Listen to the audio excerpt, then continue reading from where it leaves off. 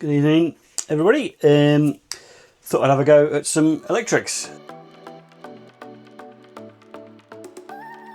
I've already marked up on the board the stuff that I'm going to be taking out, so I don't know what that does. I need to have a check on that one. That isn't in use anymore. This isn't in use anymore. This isn't in use anymore. There's an LED on it, and I think the display says something. It does, error 11. So I don't know what that's for. That's an weather station that can come out. So that's my plan tonight. The boys have come up to join us. Good boy. Digby, Baxter. Good boys, you stay there. I might speed up some of this stuff because it's just me taking screws out at the minute. So I'll come back to you when it's taken off. Here we go. So as you can see, let me get you a little bit closer. So the original conversion, the cabling was extremely well thought out and well laid out. You can see there's a bunch of extra cables all coiled up. Need to figure out what they're doing. And then the back of the panel, again, well thought out, well laid out. What's not well laid out and thought out is extra stuff that's been chucked in here, like this, for example, just hanging. So this is what we'll have a go at this evening, see if we can get rid of some of this. Might end up with a bit of a bird's nest by the time I've finished, because I'm going to need to cut all the tie wraps off. So let's give it a go. We've got this Outlook. This was the old weather station, that's gone. I'm just working on the next one up here, which is the Advanced Alternator Regulator Display and Diagnostics Panel, which apparently is dead. It doesn't do anything. This is the display panel cable for it, so I'm just cutting out the tie wraps, tracing out where this cable goes so I can remove that one. This is one of the original fittings, so it's really well cable managed. What I have found is what this is here, connected to the 1, 2, 3, 4th light down, is the rear outside light, which we're not using, so that's going to come off. I might use the cable for something else at the back, maybe, I don't know, but yeah, that's what that is. So what I haven't shown you is what's underneath here. Let me scoot you down a bit under here. Maybe I need to take that panel off as well, because under there is the Victron inverter, but there might be something else under there, a charger, which might be what this is connected to, and if I can see the other end of the cable, I can start the other end as well. So, all right, got this bottom panel off. Apparently it had an alarm, there's an electric siren. I don't know what that is, so I'll have to check that out. This is a Xantrex battery charger, and I have no idea if that's connected or not, or if it works. This is the Victron Phoenix inverter, and I don't know if you can see or not, but I think this bundle of cable here is the other end of what I was just looking at. So I'm about to just chop all of these tie wraps out of this end, see if I can follow the cable up this way all the way up to the top, which is about where I got to, about there. So bear with me. Quick reposition of the camera. It's a bit dodgy again, not sure how much of this you're going to be able to see other than my top of my head. Another cable there that's been spliced together, bit of electrical tape holding it together. The last guy loved putting USB sockets everywhere. I mean, I get that you need to charge phones and stuff, but I just don't think you need them everywhere, do you? Well, I think that should be enough. Obviously the other end's connected. It doesn't look like I can disconnect it. That's why I'm doing it from this end. Oh, that's pretty good. That's gone all the way to the top. Look, there we go. That's the one there. Did you see that move? As if by magic. Right.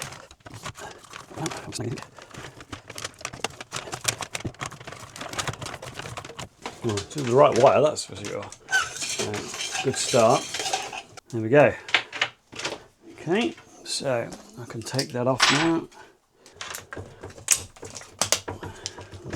Clips on the front.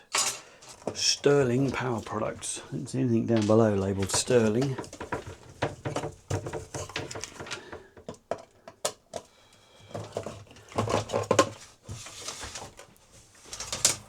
There we go.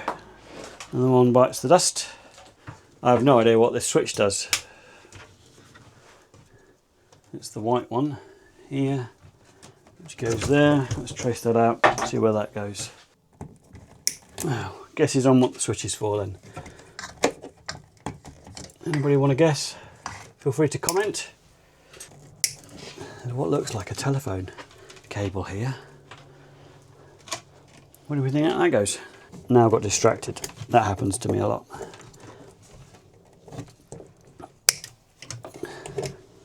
Anybody that's doing van builds or truck builds, how do you stop yourselves from getting distracted with doing other stuff?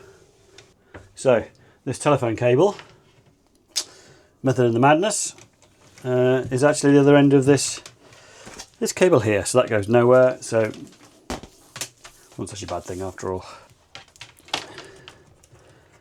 Plug that. There we go. Take that out. Another wire gone. How's it looking? Digby's wagging his tail. Is it looking alright, Digby? What do we think this is? I think that's a solar charger because it's got float, acceptance, bulk and equalise, which is kind of similar wording that's on the MPPT controller. So IPN Pro Remote. There's only 2 wires that go to it. I have no idea what this fuse is for, so if something stops working, in fact, it's blown already. So something doesn't work because the fuse is blown. So that's just awesome. Guess what? Something else I've got to try and find out where it goes.